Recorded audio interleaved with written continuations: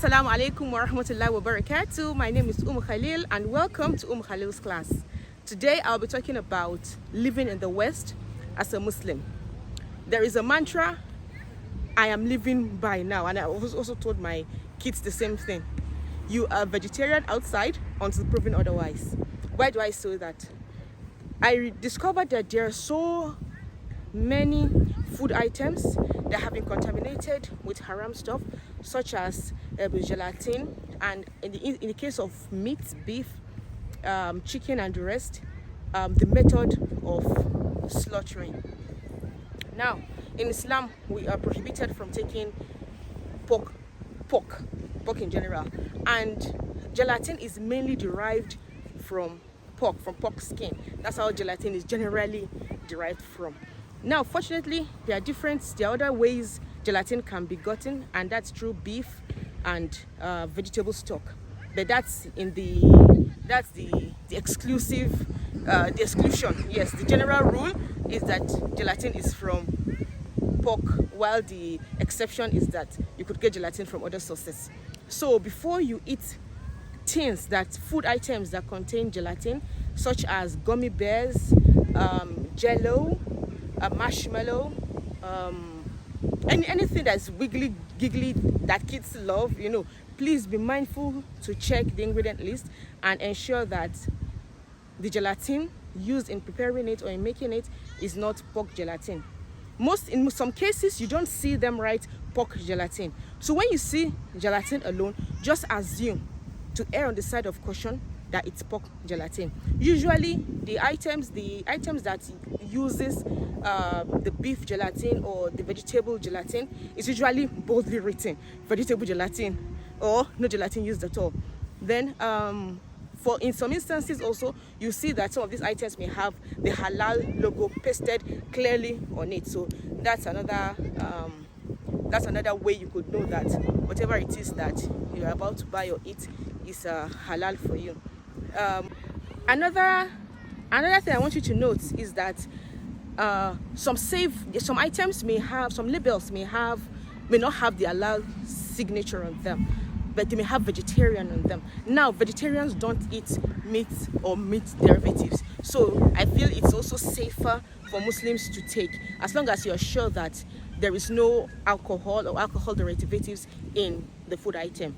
So yes, so for Muslims, halal, vegetarian, I feel that you can manage to eat it. Now, concerning meat, and this breaks my heart so much, because I know so many people have probably fallen victim, unknowingly to eating meat in the West. In Islam, there are prescriptions on how animals should be slaughtered.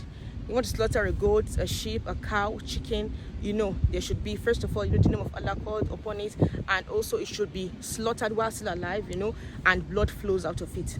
But unfortunately, in most butcheries, it doesn't happen that way.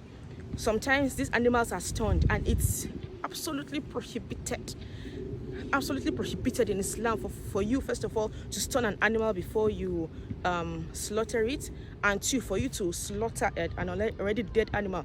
And that's why I'm sure you must have had instances or occasions where probably a car hit a goat, and you hear people scrambling that, let's quickly slaughter the goat before the goat dies. This is so that the goat is still alive as at the time of death. But in most butcheries, they actually write it. Go to stores like Aldi, you see at the back of the packaging, you see they say that that this the animal was stunned before it was slaughtered and distributed. So it breaks my heart so much, because so many people may not realize that. You may think that pork is what is haram for us to eat. We can eat chicken, we can eat meat, anywhere.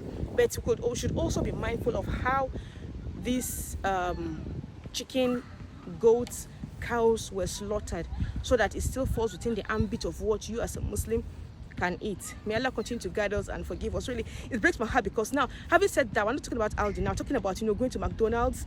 We're talking about KFC. We're talking about our favorite eateries.